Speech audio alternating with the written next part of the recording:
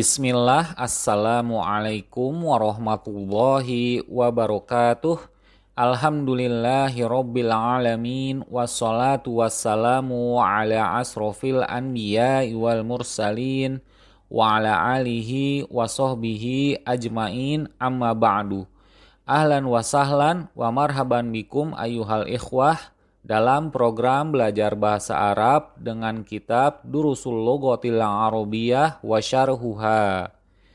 Di pertemuan kali ini kita akan melanjutkan program pembelajaran bahasa Arab dengan menggunakan kitab Durusul Lughah yang akan disertakan pula dengan kitab syarahnya, berupa penjelasan kaedah-kaedah yang terkandung di dalam kitab Durusul Lughah. Bagi yang ingin memiliki kitab-kitab tersebut, dapat menghubungi nomor kontak ataupun mengklik link pembelian yang telah kami sediakan di deskripsi video di bawah. Pada pertemuan yang sebelumnya, Ad-Darsus Sabi, pelajaran yang ketujuh, kita telah mempelajari isim isyarah lil ba'id atau kata tunjuk jarak jauh, yaitu lafaznya dzalika dan tilka yang bermakna itu. Maka di pertemuan kali ini, yaitu Ad-Darsus Samin, pelajaran yang ke-8, kita akan mempelajari tentang badal dan mubdal minhu. Selain itu, kita juga akan membahas tentang zorof makan. Baik, untuk mempersingkat waktu, kita mulai saja pembahasannya. Di layar kita melihat terdapat beberapa contoh kalimat yang akan menjadi materi dalam pelajaran kali ini. Kita mulai bacakan. Hadzal rajulu tajirun wa dzalikar rajulu tabibun. Lelaki ini adalah pedagang dan lelaki itu adalah dokter. Ismut tajiri Mahmudun wasmut tabibi Sa'idun. Nama pedagang itu adalah Mahmud dan nama dokter itu adalah Sa'id. Hadzal baitu lit-tajiri wa dzalikal baitu lit-tabibi. Rumah ini adalah milik pedagang itu, dan rumah itu adalah milik dokter itu. Baitut tajiri amamal masjidi wa baitut tabibi khalfal madrasati. Rumah pedagang itu adalah di depan masjid dan rumah dokter itu adalah di belakang sekolah. Liman hadhis sayyaratu waliman tilka. Siapakah pemilik mobil ini dan siapakah pemilik mobil itu? Hadhis sayyaratu lit-tabibi wa tilka lit-tajiri. Mobil ini adalah milik dokter itu, dan yang itu adalah milik pedagang itu. Hadhis sayyaratu minal yabani wa tilka min Amerika. Mobil ini dari Jepang, dan yang itu dari Amerika. Dalam contoh kalimat tadi, kita dapat simpulkan beberapa pelajaran. Di antaranya, yang pertama adalah perbedaan makna dalam sebuah susunan kata. Contohnya seperti hadza rajulun, yang maknanya ini adalah seorang lelaki. Dengan contoh yang lainnya, hadzar rajulu, lelaki ini. Kita lihat di contoh yang pertama, merupakan kalimat yang sempurna maknanya. Namun pada contohnya yang kedua, kalimatnya memiliki makna yang tidak sempurna, sehingga membutuhkan kata lain untuk menjadikannya kalimat yang sempurna maknanya. Lebih tepatnya, Susunan kalimat tersebut membutuhkan kepada khobar untuk menjelaskan kondisi ataupun keterangan dari lafaz ar-rajulu. Contoh kalimat sempurnanya adalah hadzar rajulu tajirun. Lelaki ini adalah seorang pedagang. Kemudian penjelasan susunan kalimatnya adalah sebagai berikut. Hadzar rajulu adalah mubtadanya dengan rincian lafaz hadza yaitu isim isyarah lil qarib sebagai mubdal minhunya. Kemudian pada lafaz ar-rajulu yaitu isim muzakkar ma'rifah sebagai badalnya. Dan yang terakhir lafaz tajirun menjadi khobarnya dalam bentuk isim nakiroh. Kita lanjut kepada kesimpulan yang kedua mengenai definisi dari badal dan mubdal minhu beserta catatan-catatannya. Definisi dari badal adalah isim tabi pengganti lafaz isim sebelumnya yang disebut dengan sebutan mubdal minhu. Fungsinya dari badal ini adalah untuk memperjelas dan memperkuat makna dari mubdal minhu, serta membatasi kemungkinan munculnya multitafsir dari yang dimaksud oleh mubdal minhu. Dan menurut istilah nahwu, badal adalah tabi', yaitu kata yang mengikuti kata sebelumnya tanpa adanya perantara huruf apapun. Sehingga dengan begitu, badal senantiasa mengikuti kepada mubdal minhunya. Lalu dalam penyusunan badal dan mubdal minhu terdapat beberapa persyaratan. Di antaranya, yang pertama, badal tidak boleh memakai kata sifat, sedangkan pada mubdal minhunya diperbolehkan. Syarat yang kedua, badal dan mubdal minhu harus selalu sama dalam jenis gendernya. Jika badalnya berjenis muzakkar, maka mubdal minhunya juga harus berjenis muzakkar. Begitu pula jika badalnya muannas, maka mubdal minhunya juga harus muannas. Contohnya seperti pada kalimat hadzar rajulu tajirun. Di sini badal dengan lafaz rajulu yang merupakan isim muzakkar dipasangkan dengan isim isyarah hadza yang juga untuk menunjuk kepada isim muzakkar. Syarat yang ketiga, badal dan mubdal minhu juga harus selalu sama dalam jumlahnya. Jika badalnya berjumlah tunggal, maka mubdal minhunya juga harus berjumlah tunggal. Begitu seterusnya. Contohnya seperti pada kalimat hadzar rajulu tajirun. Di sini badal dengan lafaz ar-rajulu yang merupakan isim mufrad ataupun tunggal dipasangkan dengan isim isyarah hadza yang juga untuk menunjuk isim mufrad ataupun tunggal. Kemudian syaratnya yang keempat, badal dan mubdal minhu biasanya dalam bentuk isim ma'rifah dengan posisi badal letaknya setelah mubdal minhu. Karena badal selalu mengikuti ataupun menjadi tawabi kepada mubdal minhunya.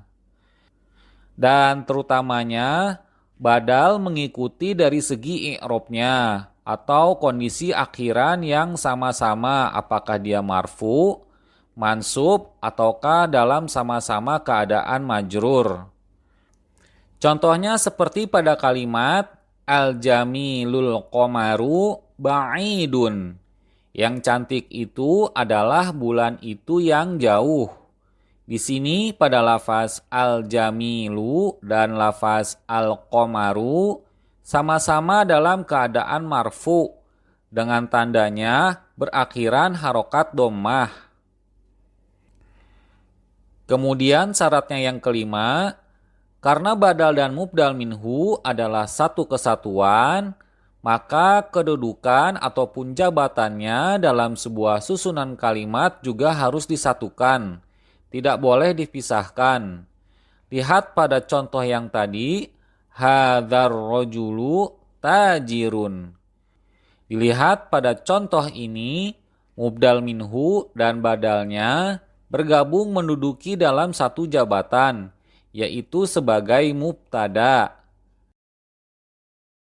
Atau ada kalanya mubdal minhu dan badalnya tergabung dalam satu jabatan sebagai khobar dan kedudukannya sebagai jar majrur.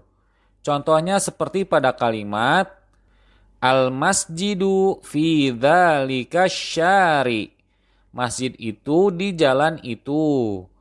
Di sini lafaz al-masjidu sebagai mubtadanya. Kemudian khobarnya terdiri dari badal dan mubdal minhu dengan rincian lafaz dzalika sebagai mubdal minhu, kemudian pada lafaz asyari'i sebagai badalnya. Dan di sini kita perhatikan apabila sebelum mubdal minhu ada huruf jar, maka otomatis badalnya menjadi majrur dengan dikasroh pada huruf terakhirnya. Karena badal itu mengganti tempatnya mubdal minhu, di mana mubdal minhu yang sebelumnya telah didahului oleh huruf jar. Lalu syarat yang terakhir, syarat yang keenam, dalam menerjemahkan mubdal dengan badalnya bisa dimaknai dengan adalah atau yaitu. Dan jika mubdalnya dalam bentuk isim isyarah ataupun kata tunjuk, maka cara menerjemahkannya dibalik, yaitu badalnya dulu yang diterjemahkan, baru setelahnya mubdalnya atau isim isyarahnya. Contohnya seperti pada kalimat hadzar rajulu tajirun. Lelaki ini adalah seorang pedagang. Namun beda halnya jika mubdal minhunya adalah bukan isim isyarah, maka yang diterjemahkan dahulu adalah mubdal minhunya. Contohnya seperti pada kalimat al-jamilul qamaru ba'idun. Yang cantik itu adalah bulan itu yang jauh. Di sini badal diterjemahkan setelah mubdal minhunya.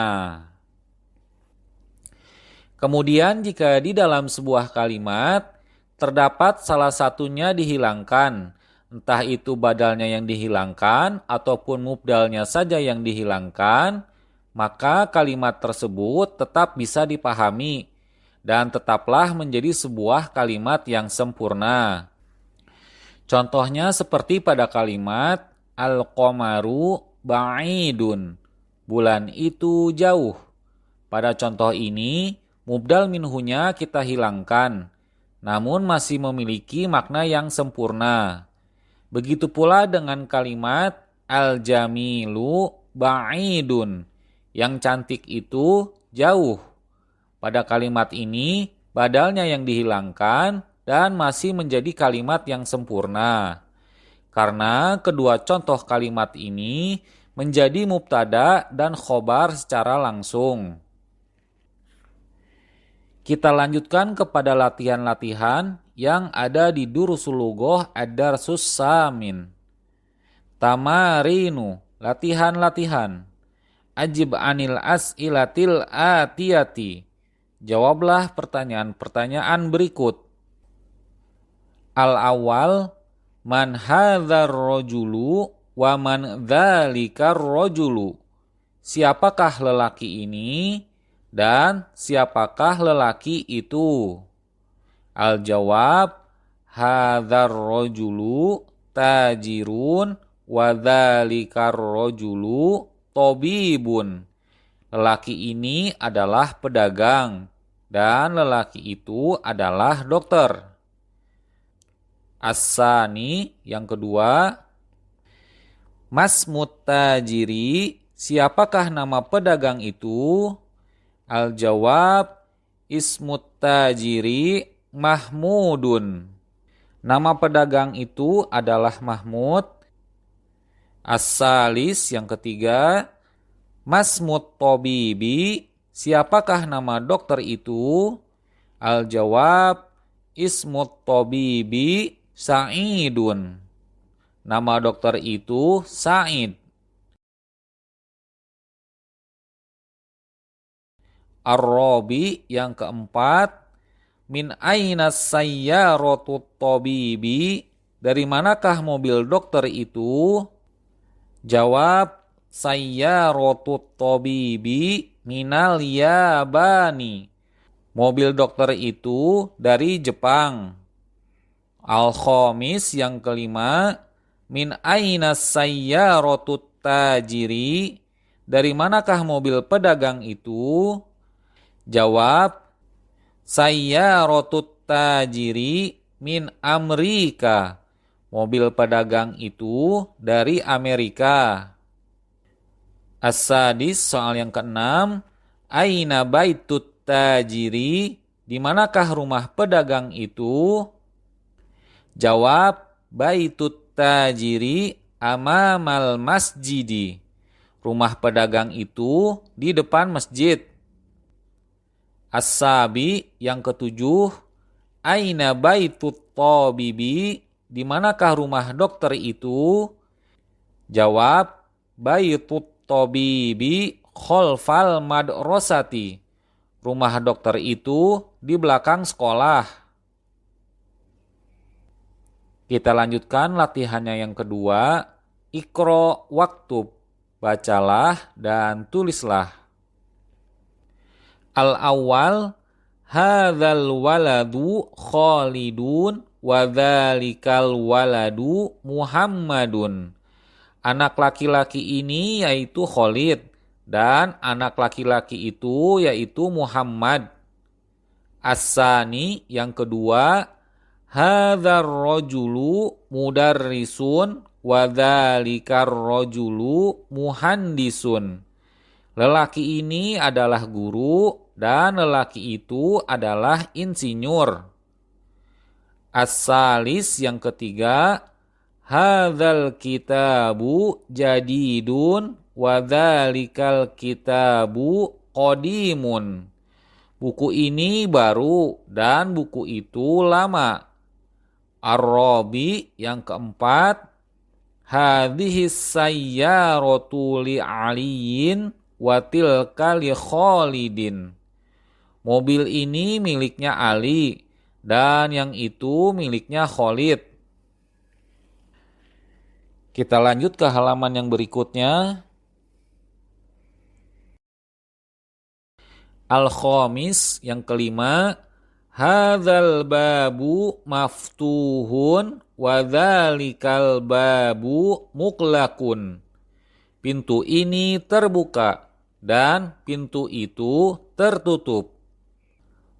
As-sadis yang keenam, liman hadhis sa'atu. Siapakah pemilik jam ini? Jawab, hiya li Abbasin. Ia miliknya Abbas. As-sabi yang ketujuh, ahadzal baitu lit tabibi. Apakah rumah ini milik dokter itu? Jawab, la, huwa lil mudarrisi. Bukan, dia adalah milik guru itu. As-samin yang kedelapan, ahazihid darrajatu libnil muazzini. Apakah sepeda ini milik anak laki muazzin itu? Jawab, na'am, ya. At-tasi yang kesembilan, man hadzal waladu. Siapakah anak laki ini? Jawab, huwa talibun minas Sini. Dia murid dari Cina. Al-asir yang ke-10, adzalikal baitu jadidun. Apakah rumah itu baru? Jawab, la, huwa qadimun jiddan. Tidak, dia sudah lama sekali. Al-hadi asar yang ke-11, hadhihi sayyaratu minal yabani watilka min Amerika. Mobil ini dari Jepang dan yang itu dari Amerika. As-sani asar yang ke-12, hazas sikinu min Almania watilkal mil'aqatu min Inkaltarro. Pisau ini dari Jerman dan sendok itu dari Inggris. Pada latihan kali ini kita dapat simpulkan penggunaan kata liman yang bermakna milik siapa ataupun kepunyaan siapa. Kata liman berasal dari dua lafaz. Kata yang pertama adalah li, yaitu huruf jar yang bermakna milik ataupun kepunyaan. Kemudian kata yang kedua yaitu man, yang berfungsi sebagai isim istifham atau kata bertanya untuk yang berakal, yang maknanya adalah siapa. Jadi jika digabungkan, kata liman adalah kata tanya yang digunakan untuk menanyakan kepemilikan. Dan tentunya pemilik halnya tersebut adalah sesuatu yang berakal, yaitu manusia. Contohnya seperti pada kalimat, liman hadhis sa'atu, milik siapakah jam ini? Jawab, hiya li Abbasin. Ia miliknya Abbas. Dari contoh pertanyaan ini, sudah bisa dipastikan pemilik jam tersebut adalah sesuatu yang berakal, yaitu manusia. Tidak mungkin pemiliknya adalah hewan, apalagi benda mati. Kemudian perlu diketahui juga bahwa huruf li di sini adalah huruf jar yang memiliki arti milik ataupun untuk. Yang jika huruf li ini bertemu dengan isim yang berawalan alif lam ma'rifah, maka huruf alifnya tersebut dihilangkan. Baik itu kondisinya saat alif lam qamariyah dan alif lam syamsiyah. Contohnya seperti pada lafaz lit tobibi, bukannya lil tobibi. Kemudian contohnya yang kedua seperti pada lafaz lil muhandisi, dengan huruf lamnya bersambung dengan lam, bukanlah lil muhandisi, di mana huruf lam masih dipisahkan oleh adanya huruf alif. Sekarang kita lanjutkan kepada latihannya yang ketiga. Iqra'il misalil atiya summa hawwilil jumalal atiyata mislahu. Bacalah contoh berikut, kemudian buatlah kalimat-kalimat berikut seperti contoh. Kita perhatikan pada contoh ini adalah susunan kalimat yang asalnya adalah mubtada dan khobar dirubah menjadi mubtada yang terdiri badal dan mubdal minhu dan khobar. Sehingga seperti yang sudah dijelaskan sebelumnya, bahwa dalam penerjemahannya pun ikut berubah. Yang asal terjemahannya ini buku menjadi buku ini milik Muhammad. Kemudian jika kita perhatikan sekali lagi adalah pada lafaz kitabun yang asalnya tidak diawali oleh huruf alif lam, namun ketika dirubah posisinya menjadi badal dalam sebuah susunan kalimat, maka lafaz kitabun dimasukkan huruf alif lam ma'rifah di awalan lafaznya menjadi al-kitabu. Hal ini dikarenakan lafaz al-kitabu bukan lagi sebagai khobar, namun posisinya sekarang sebagai badal dari mubdal minhu hadza yang merupakan kesatuan dari mubtada. Setelah kita pahami maksud dari latihan kali ini, kita mulai kerjakan latihannya satu persatu. Yang pertama, al-awwal, hadza tobibun. Ini dokter. Diubah susunannya menjadi hadza tobibu minal hindi. Dokter ini dari India, di mana lafaz at-tobibu dimasuki oleh huruf alif lam di awalan lafaznya. As-sani yang kedua, hadhis sayyaratu, ini mobil. Diubah susunannya menjadi hadhis sayyaratu lil mudiri. Mobil ini milik kepala sekolah itu. Di mana lafaz as-sayyaratu dimasuki oleh huruf alif lam di awalan lafaznya.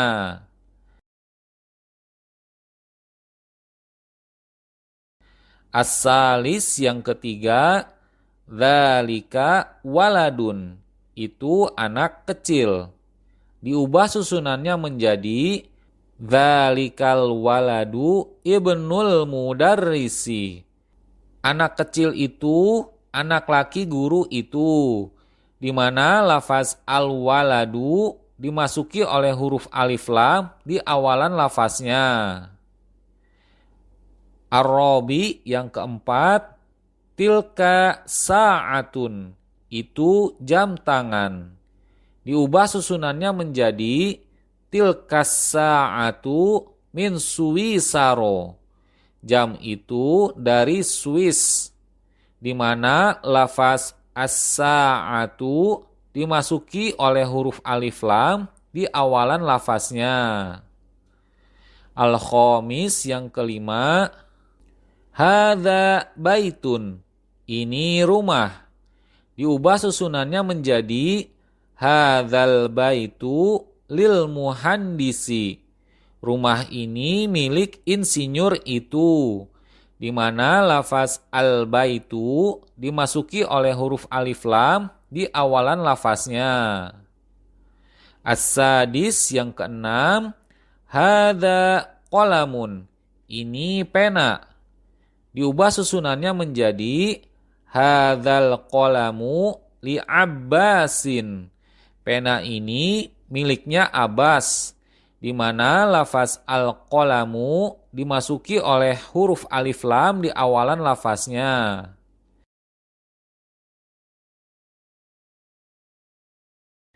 As-sabi yang ketujuh, dzalika rajulun, itu lelaki.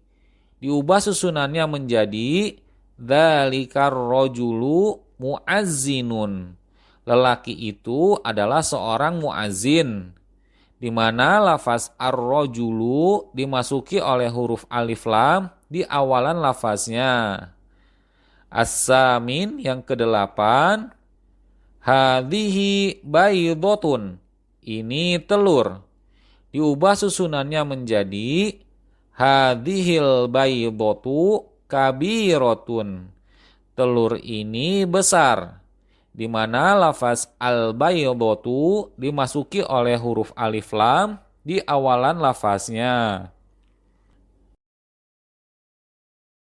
At-tasi yang kesembilan, hadza mindilun, ini sapu tangan. Diubah susunannya menjadi hadzal mindilu wasikhun. Sapu tangan ini kotor, di mana lafaz al-mindilu dimasuki oleh huruf alif lam di awalan lafaznya. Al-asir yang ke-10 yang terakhir, hadhihi haqibatun, ini tas.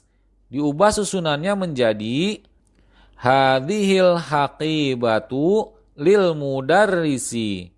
Tas ini milik guru itu, di mana lafaz al-haqibatu dimasuki oleh huruf alif lam di awalan lafaznya. Kita beralih ke halaman yang berikutnya.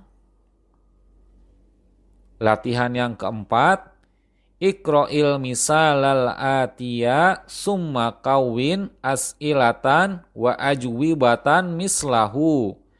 Bacalah contoh berikut, kemudian buatlah pertanyaan-pertanyaan dan jawaban-jawaban seperti contohnya. Untuk membuat setiap pertanyaan, kita diberikan petunjuk gambar yang berada di tengah. Dan untuk jawabannya, diberikan petunjuk nama pemilik dari isim gambar tersebut. Kita mulai dari contohnya.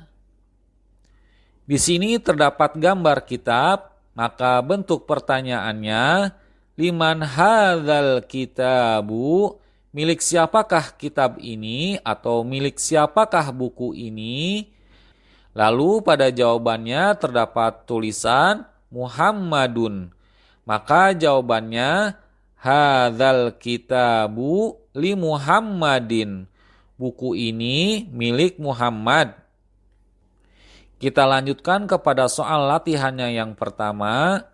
Di sini terdapat gambar pena, maka bentuk pertanyaannya, liman hadzal qalamu, milik siapakah pena ini? Lalu pada jawabannya terdapat tulisan Abbasun, Abbas. Maka jawabannya hadzal qalamu li Abbasin. Pena ini miliknya Abbas. As-sani yang kedua, di sini terdapat gambar kunci. Maka bentuk pertanyaannya, liman hadzal miftahu, milik siapakah kunci ini? Lalu pada jawabannya terdapat tulisan Aliyun, Ali. Maka jawabannya hadzal miftahu li aliyin. Kunci ini milik Ali. As-salis soal yang ketiga. Di sini terdapat gambar kendaraan ataupun mobil.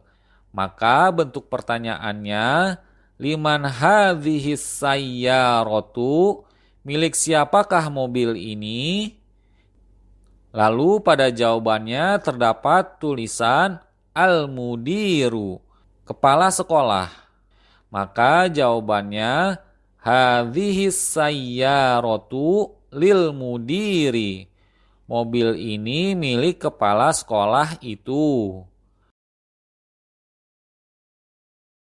Ar-rabi yang keempat.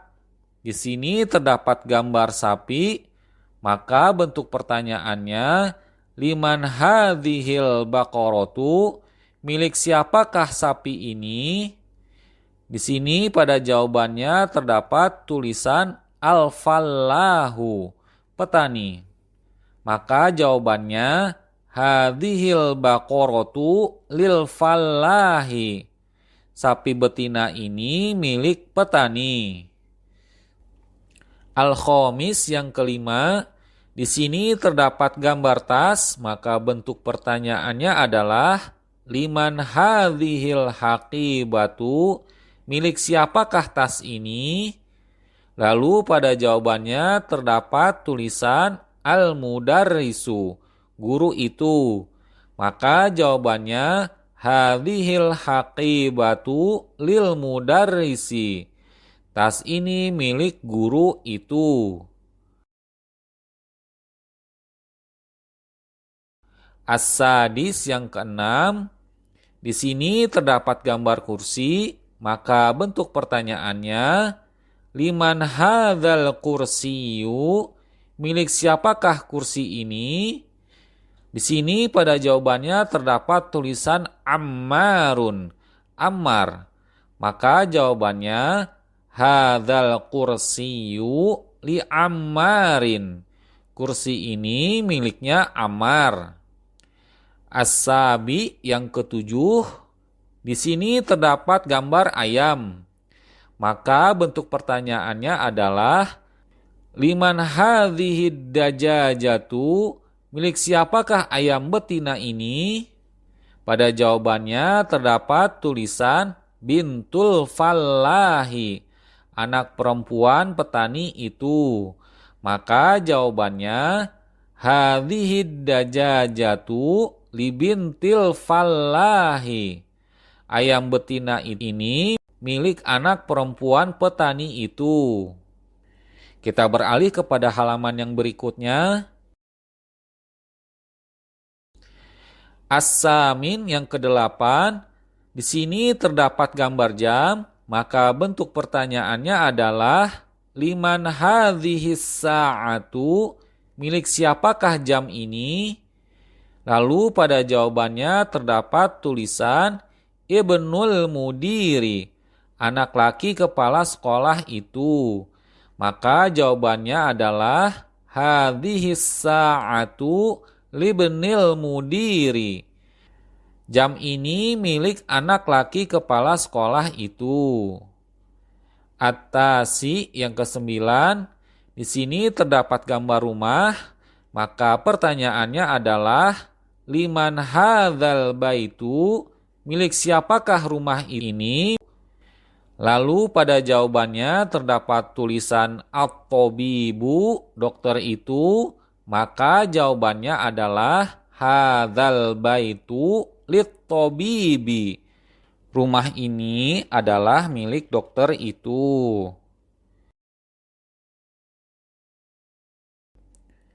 Al-Asir yang ke-10 yang terakhir, di sini terdapat gambar sendok. Maka bentuk pertanyaannya, liman hadhil mil'aqatu, milik siapakah sendok ini? Lalu pada jawabannya terdapat tulisan at-talibu, murid itu. Maka jawabannya menjadi hadhil mil'aqatu lit-talibi. Sendok ini milik murid itu.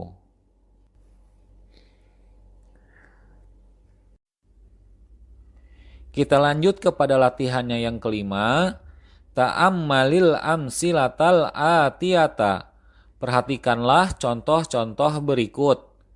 Di sini terdapat 4 lafaz isim yang dimasuki oleh beberapa huruf jar. Kita bacakan. Al-baitu, rumah itu. Kemudian lafaz al-baitu ini dimasuki oleh 3 jenis huruf jar, yaitu fil baiti, di dalam rumah, minal baiti, dari rumah, dan ilal baiti, ke rumah. Kondisi lafaz al-baitu menjadi majrur dengan berakhiran harokat kasroh ketika telah dimasuki berbagai huruf jar menjadi al-baiti. Lanjut kepada lafaznya yang kedua, yaitu al-mustashfa, rumah sakit itu. Kemudian lafaz ini dimasuki oleh 3 jenis huruf jar. Fil mustashfa, di dalam rumah sakit. Minal mustashfa, dari rumah sakit. Ilal mustashfa, ke rumah sakit. Kondisi lafaz al-mustashfa menjadi majrur, namun dengan kondisinya yang tetap tidak berubah berakhiran kasroh. Kondisinya tetap pada lafaz sebelumnya, yaitu al-mustashfa. Begitu pula dengan lafaz isim selanjutnya, Amerika, Amerika. Kemudian lafaz ini dimasuki oleh 3 jenis huruf jar. Fi Amerika, di Amerika. Min Amerika, dari Amerika. Ila Amerika, ke Amerika. Kondisi lafaz Amerika menjadi majrur, namun dengan kondisinya yang tetap tidak berubah berakhiran kasroh, tetap pada lafaz sebelumnya, yaitu Amerika. Begitu pula dengan lafaz isim yang selanjutnya, Almania, Jerman. Lafaz ini dimasuki oleh 3 jenis huruf jar, yaitu fi Almania, di dalam Jerman, min Almania, dari Jerman, ila Almania, ke Jerman. Kondisi lafaz Almania menjadi majrur, namun dengan kondisinya yang tetap tidak berubah berakhiran kasroh, tetap pada lafaz sebelumnya, yaitu lafaz Almania.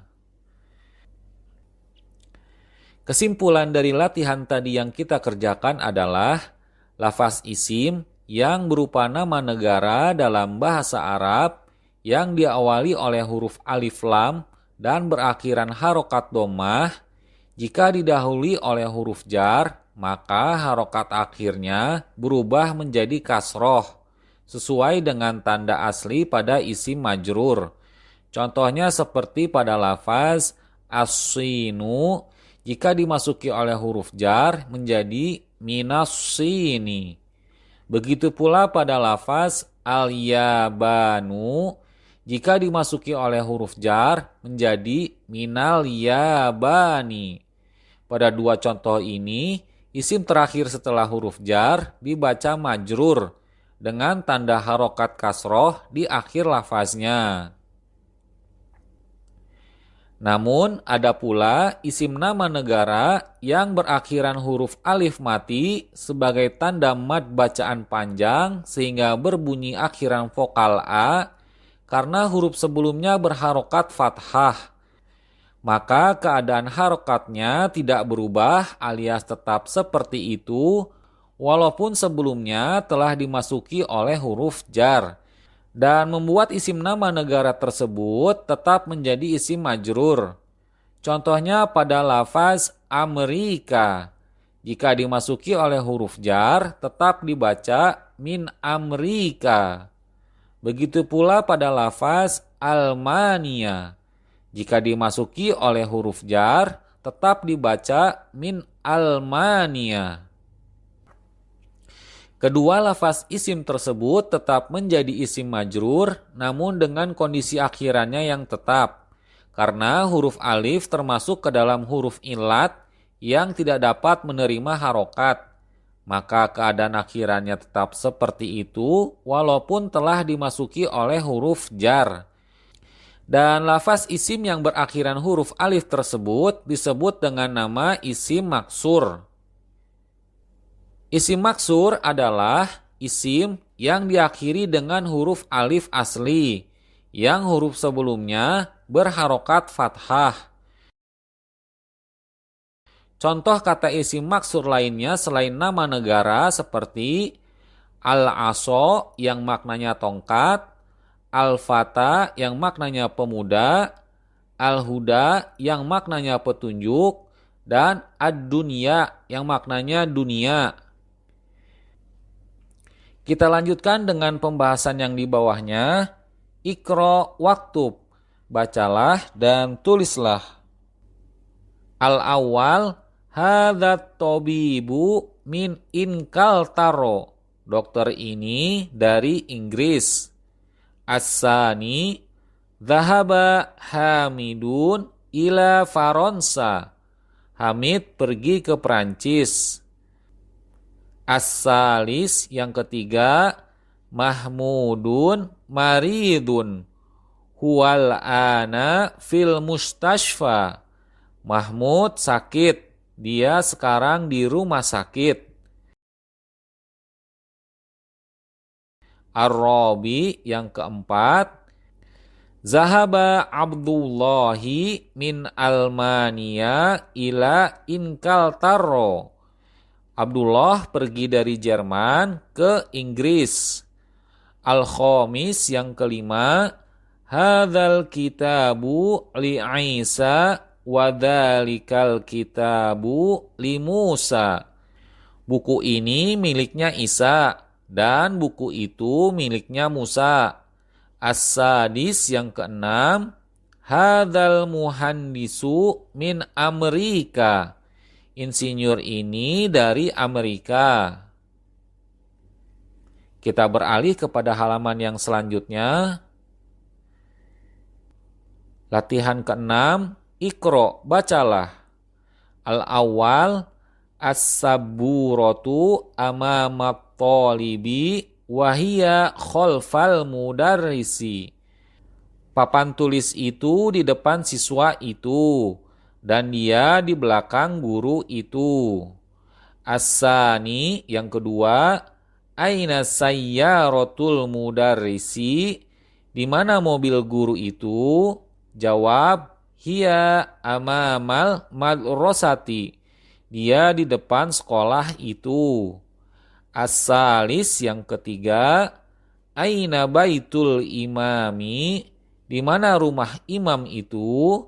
Jawab, baitul imami khalfal masjidi, rumah imam itu di belakang masjid itu. Ar-rabi yang keempat, Aina jalasa Hamidun? Di mana duduknya Hamid? Jawab, jalasa khalfa Mahmudin. Dia duduk di belakang Mahmud. Al-Khamis, yang kelima, Dhahaba Ammarun ilal masjidi wa jalasa amamal mihrabi. Ammar pergi ke masjid dan dia duduk di depan mihrab ataupun tempat sholat imam. Pada latihan yang terakhir ini kita dapat simpulkan mengenai isim zorof, yaitu zorof makan. Kita mulai dari pengertian isim zorof itu sendiri. Isim zorof adalah isim yang memberitahukan kita tentang keterangan, baik itu keterangan tempat ataupun keterangan waktu. Dan zorof itu terbagi ke dalam dua jenis. Di antaranya yang pertama, zorof makan, yaitu keterangan tempat. Dan yang kedua, zorof zaman atau keterangan waktu. Isim zorof juga disebut sebagai maf'ul fih, yaitu isim mansub yang disebut untuk menjelaskan waktu ataupun tempat terjadinya suatu perbuatan kerja ataupun fi'il. Dan pada pelajaran kali ini kita akan membahas terlebih dahulu tentang zorof makan. Zorof makan adalah kata yang menunjukkan kepada keterangan tempat dengan takdir maknanya yaitu pada atau di, seperti huruf jar fi, dan dinamai sebagai maf'ul fih. Sebagaimana isim yang didahului oleh huruf jar menjadi isim majrur, maka isim yang didahului oleh zorof pun isimnya menjadi majrur atau kita baca kasroh di akhirannya. Lafaz zorof yang sudah kita praktekkan tadi adalah lafaz amama yang maknanya di depan. Seperti pada contoh kalimat as-saburatu amamat tolibi. Papan tulis itu di depan murid itu. Lalu contohnya yang kedua yaitu lafaz kholfa yang maknanya di belakang. Contoh kalimatnya hiya kholfal mudarrisi. Dia di belakang guru itu. Dalam contoh tadi, penjelasan susunan kalimatnya sebagai berikut. Pada lafaz hiya berkedudukan sebagai mubtada. Kemudian lafaz kholfal mudarrisi adalah zorof makan yang berkedudukan sebagai khobarnya dalam bentuk sibhul jumlah seperti yang sudah dijelaskan pada video sebelumnya. Atau yang lebih tepatnya lagi adalah sebagai khobar dalam bentuk mudhof ilaih, di mana lafaz kholfa adalah mudhof dan lafaz al-mudarrisu adalah sebagai mudhof ilaihnya. Sekarang kita berada di akhir pembahasan durusul lughoh ad-darsus samin, yaitu al-kalimatul jadidah, kosakata yang baru. Kosakata yang pertama adalah al-mustashfa, rumah sakit itu. Almania, Jerman. Inkaltaro, Inggris. Suwisaro, Swiss. As-sikinu, pisau itu. Faronsa, Prancis. Amama, di depan. Kholfa, di belakang. Baik, sekarang kita beralih kepada penjelasan ataupun syarah dari Durusul Lughoh jilid pertama pelajaran Ad-Darsus Samin. Kita buka buku syarahnya. Ad-Darsus Samin, pelajaran yang ke-8. Al-isyaratu ilal mu'arrofi bi'al. Tentang mengisyaratkan suatu yang ma'rifat dengan memasukkan huruf alif lam. Kita mulai dengan bacakan contoh-contoh yang ada. Hadzal rajulu tajirun. Lelaki ini adalah pedagang. Dzalikar rajulu tabibun. Lelaki ini adalah dokter. Hadzal baitu littajiri. Rumah ini milik pedagang itu. Dzalikal baitu lit-tabibi. Rumah itu milik dokter itu. Kita perhatikan pada contoh-contoh tersebut, isim yang berada setelah isim isyarah merupakan isim berjenis ma'rifah, bukanlah berjenis isim nakirah seperti yang sudah kita pelajari sebelumnya. Hal ini dikarenakan isim yang berada setelah isim isyarah merupakan badal, yang juga bagian daripada mubtada. Bukanlah lafaz tersebut berkedudukan sebagai khobar seperti pada contoh yang biasanya. Oleh karena itu, isim yang berada setelah isim isyarah tersebut haruslah sama-sama berjenis ma'rifah. Di bawahnya kita perhatikan terdapat dua contoh kalimat yang salah. Contoh yang pertama, hadzal rajulut tajiru. Lalu contohnya yang kedua, dzalikar rajulut tabibu. Pada dua contoh ini terdapat sebuah kekeliruan, yaitu pada lafaz at-tajiru dan lafaz at-tabibu yang berkedudukan sebagai khobar. Seharusnya kedua lafaz tersebut berjenis isim nakirah, bukanlah berjenis isim ma'rifah yang diawali oleh huruf alif lam ma'rifah.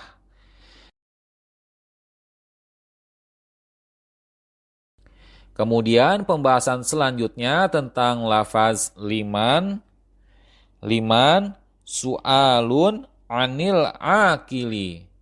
Lafaz liman yaitu pertanyaan untuk yang berakal. Contohnya seperti liman hadzal baitu, milik siapakah rumah ini? Jawab, hadzal baitu litajiri. Rumah ini milik pedagang itu. Lalu contoh yang kedua, liman dzalikal baitu, milik siapakah rumah itu? Jawab, dzalikal baitu lit-tabibi. Rumah itu milik dokter itu.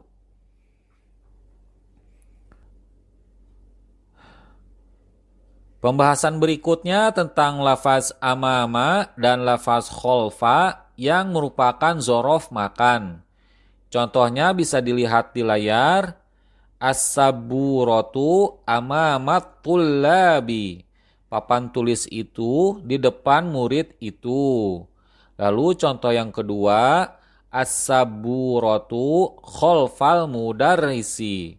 Papan tulis itu di belakang guru itu. Lalu contohnya yang ketiga, aina sayyaratul imami. Di manakah kendaraan imam itu? Jawab, hiya amamal madrasati. Dia di depan sekolah itu. Kemudian pada contoh selanjutnya, aina jalasa Hamidun. Di manakah Hamid duduk? Jawab, jalasa khalfa Mahmudin. Dia duduk di belakang Mahmud. Pada contoh ini, lafaz khalfa sebagai mudhof dan lafaz Mahmud sebagai mudhof ilaih. Begitu pula dengan contoh yang selanjutnya, jalasa amamat tullabi. Dia duduk di depan murid itu. Pada contoh jawaban ini, lafaz amama sebagai mudhof dan lafaz at-tullabi sebagai mudhof ilaih.